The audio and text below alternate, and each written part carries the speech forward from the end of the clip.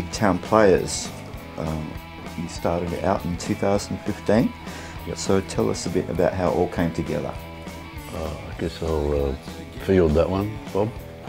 I was asked to put a band together for a friend's wedding named Rex Gray, and so I wasn't playing at the time, and I thought, who would I ask? And I'd seen, well, the first person I asked was Pete Lizowich, an old mate that I played with him way back in the late 70s, early 80s, bass player. And then I thought, guitar, I might see if I can get hold of that guy, Phil Bradley, because I'd seen him playing with Steve Tallis, Snakes of Desire, although I don't think you recorded that when I saw you playing with him.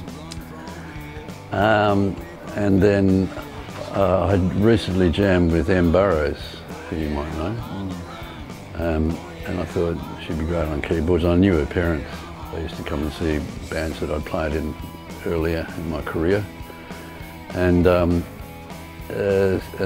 I thought Lee Apantopoulos, my stepson, would be the best drummer we could get, but he wasn't available, or he was initially, but he didn't even make the first rehearsal. So I got my cousin, my old stalwart, Phil Riseborough, to come and play, try out for the band, and he locked in there really well. I've played with him a lot over the years, and he did give drumming away for quite a few years and became a very successful sound engineer for... I worked with him when he was a sound engineer. Yeah, and he worked with people like Phil, people like the Stems, people like Matt Taylor, lots of pretty high profile players, and he toured the country doing sound for big acts. Yep. And then there was, I don't know, about, how long have we been going? About 6 or 7. 6 years or so, about, I'm going to say about 18 years ago, 15 years ago, he decided to play drums again after not playing for so long, and took to it like a duck to water, although he did have a lot of lower back problems until he got used to it again.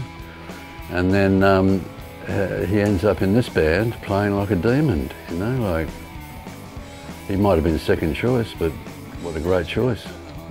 And that's how we started, with that one gig. And then I think you said to me after that gig, you said, let's see if we can get some gigs. Yeah, it seemed a bit silly to not continue with it, because it had been pretty good fun to do. Certainly for me.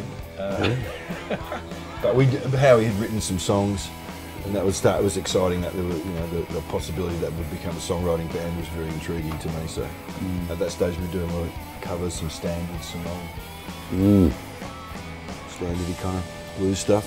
Yeah. So you knew each other from around the traps and everything? No, I actually didn't know Howie. No, I knew of Howie, but I had not met him. I didn't know him. Okay. You kind of linked together through that kind of a Perth music family tree kind of thing, I guess. So I suppose once the band got going, like you did that first gig, which was for a friend sort of thing, but as you decided to become a band and a songwriting band, how was the chemistry among you all from the start? Yeah, it just seemed to click really from the beginning. It was really positive. It was really easy. It wasn't like work at all. It was not putting things together can sometimes, it's a bit like, all right, okay, well, all right, you do, but it wasn't really. There was none of that. It was very easy. Everyone kind of picked their role. Everyone had jobs to do, and we talked about the songs a lot and about the idea of writing more. Well, it was different for you too, because you hadn't been in bands that had other. You told me one time that there wasn't a lot of other melodic instruments in bands that you'd played in. Is there something like? Yes, I do remember saying that. It was, I guess, my two previous main bands before the Big Town Players with hard rock trios, which is a bit odd, and some people thought it was odd that I would go and play in a rhythm and blues band, but I guess in many ways it's a very natural transition. But having said that, it was. I enjoyed the traditional sound. You know how he's playing, how his sound is a traditional sounding, what I would call a traditional sounding rhythm and blues style harmonica, which is always the Chicago style, which has always really turned me on. And I was listening to a lot of different proponents of it over the years, on and off. So to be involved with Howie was quite a treat, because to me his sound is everything. You know, that dirty, filthy harp. Out of control harmonica sound, I love it, and the sound of the band. We started forming the sound of the band around that sound of his. Well, we did connect over the.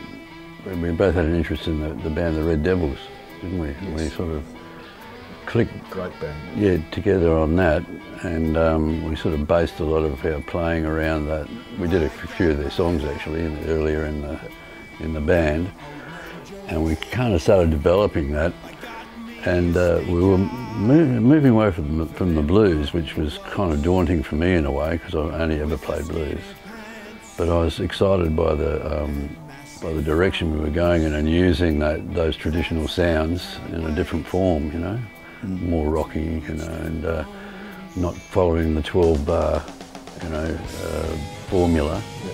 And that was a Pete thing, to be honest. Yeah, Pete. When Pete was with the band at that point, you know, he was when we started, he was very. If we're writing songs, I'm not doing 12 bars. I've just done 12 bars enough, so we're not doing that. All right, so it became a charter in our songwriting to work away from writing like that, you know, because we didn't want to. So not that there's that we don't love that sort of thing, but to try and take it somewhere else in a different direction. More exciting, fresher, you know, you put something new in there. So there's pretty firm vision there. So what about what you've become? Do you think you've kind of gone up on created a veritable monster? Yeah.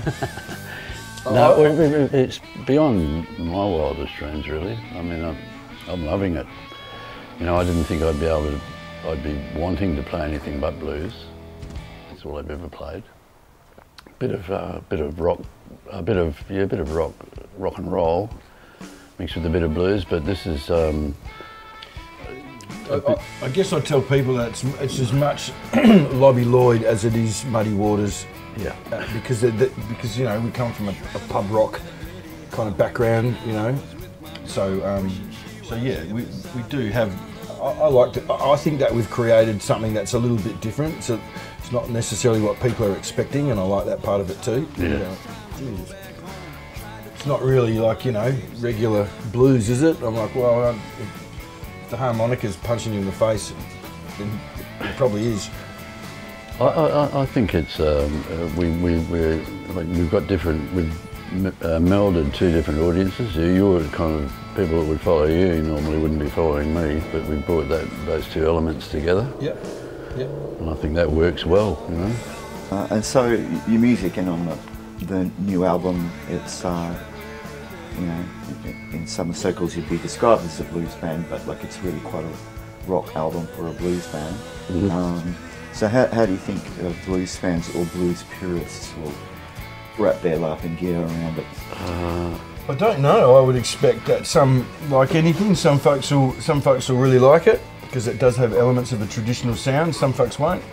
Yep.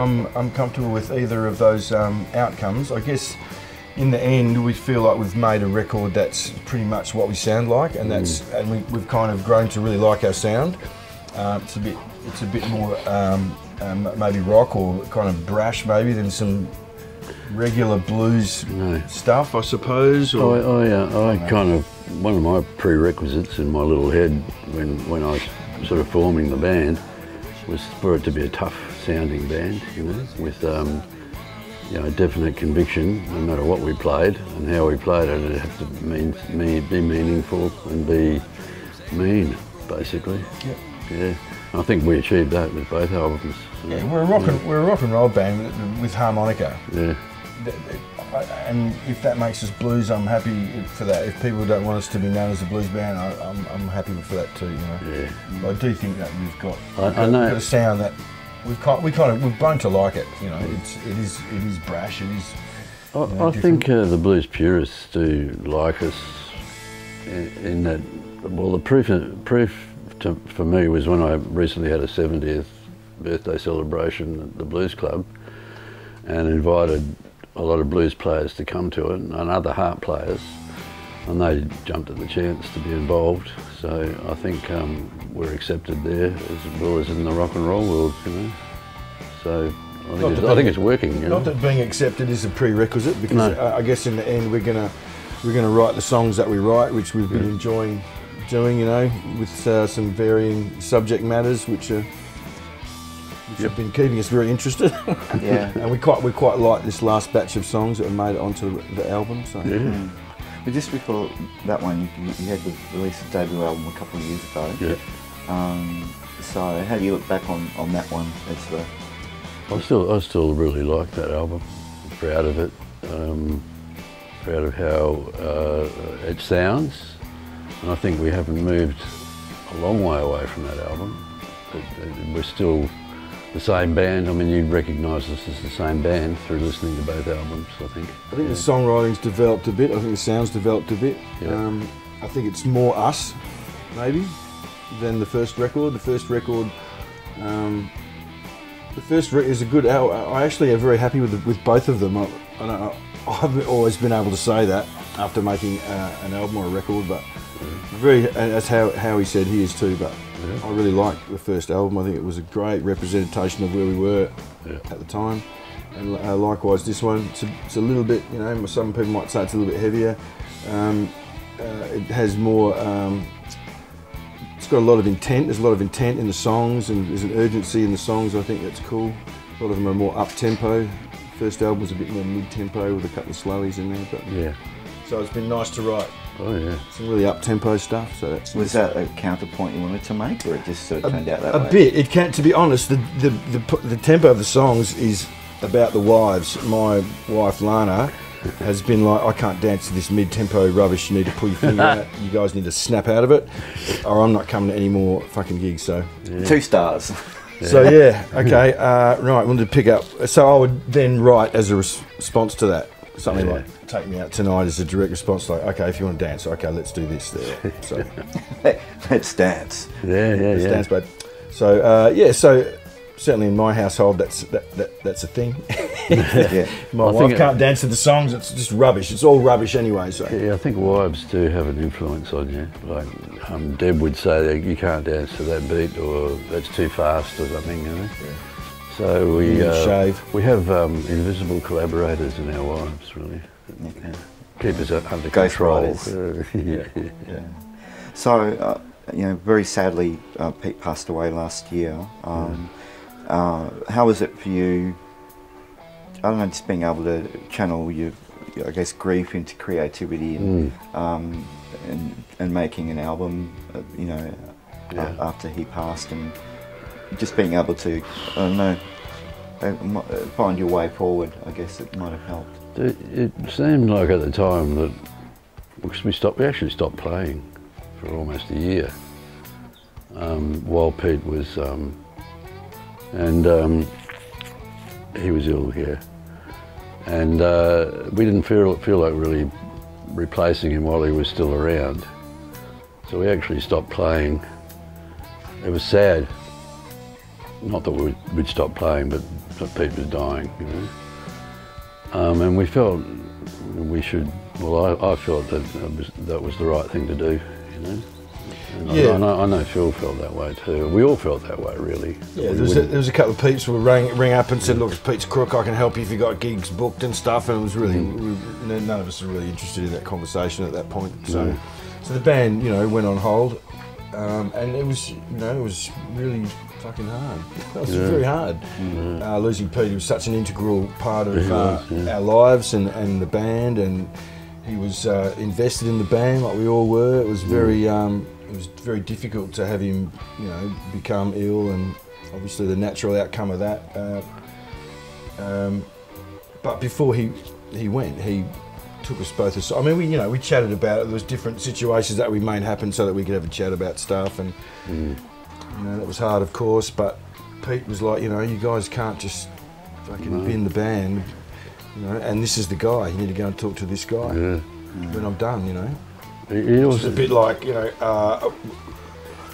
but it worked out that that guy was Bob.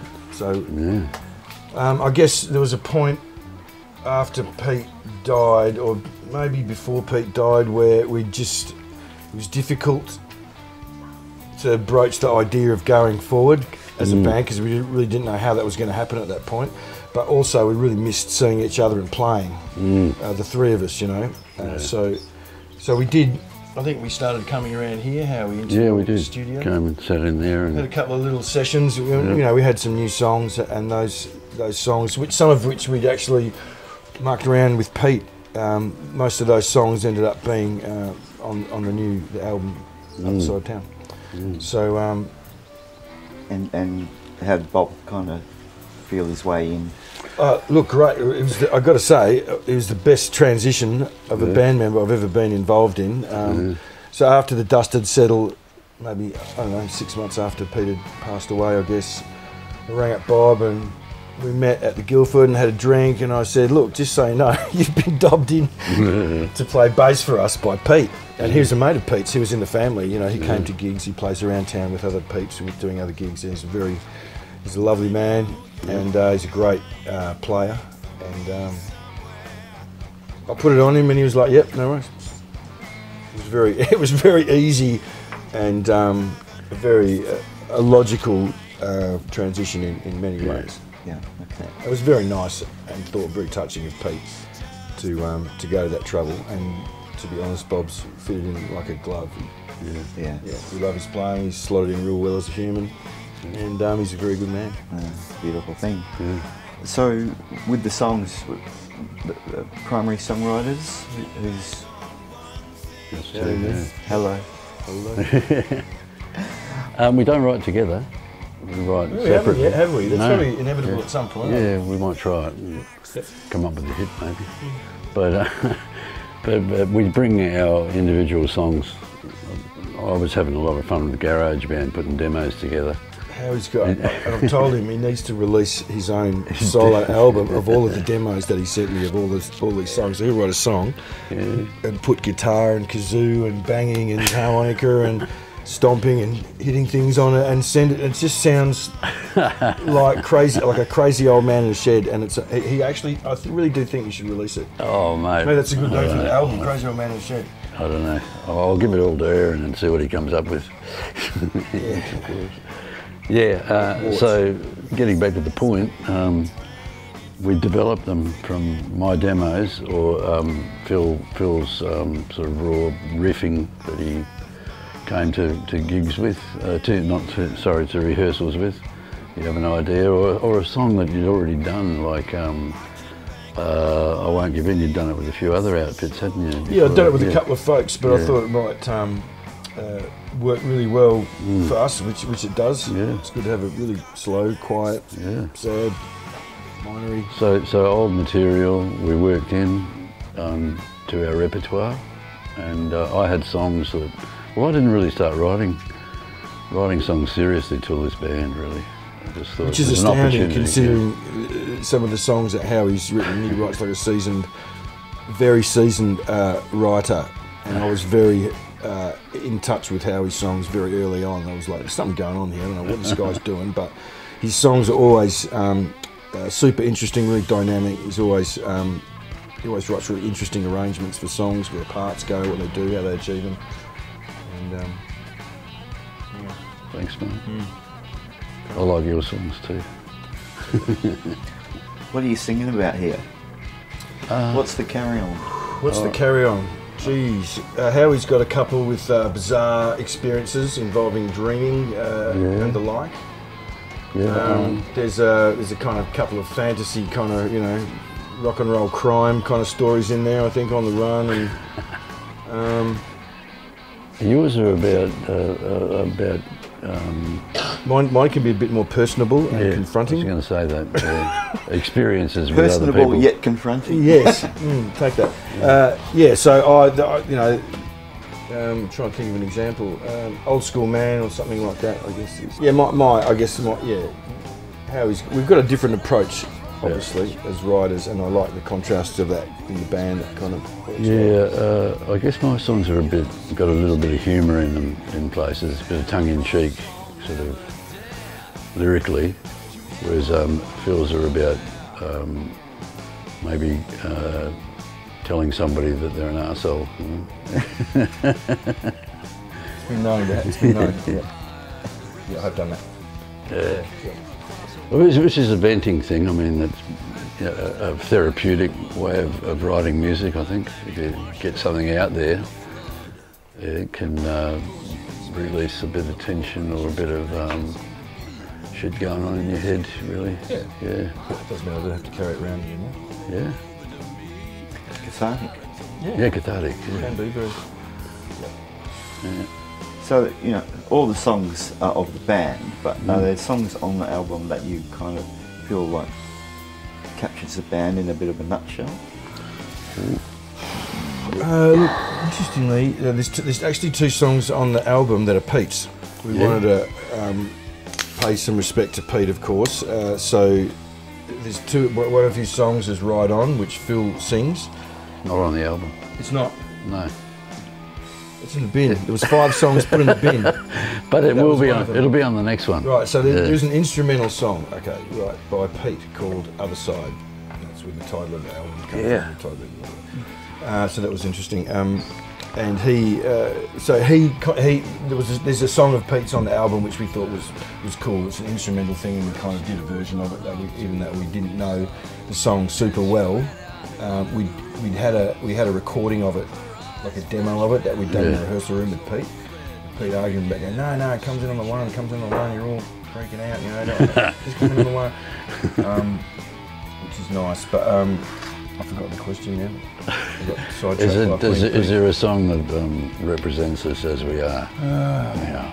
Is that more or less your question? I like how you said it better. Okay. Yeah, look, I don't know. Maybe On the Run, maybe Old School Man. Old School Man. Old School Man, I reckon that's old about man about making me. noise. Yeah, old man making noise in sheds. I think he wrote it about me, actually. Look, it's got a lot of. I've got my old man hat. What's the verse go? How's it go? I can't remember. I've got my old man jokes. Old man jokes and something hat. Yeah, I can't remember. I quote my own songs out. Rubbish. And so you've got the album is out in the world. Yes. And we have a new year approaching. Oh God. You've got this new baby out and a new year coming. How do you feel about the band going ahead or forward? Really positive, actually. Really good. Yeah. It feels good to have the second album out. I like the idea of building on our back catalogue. I think there's a few gigs coming up too, like that we'll be able to use to get the album out there a bit more. Plus, there's been already some interest from East Coast radio stations and community radio stations. I sent copies out to all of them, and they're coming back with positive comment. There's a local guy who does a blog called Rockin' Johnny. I don't know if you know him, Soul Kitchen. He played a lot of the album just recently on his blog, so it'd be worth checking out. just writing more songs, really. Yeah, and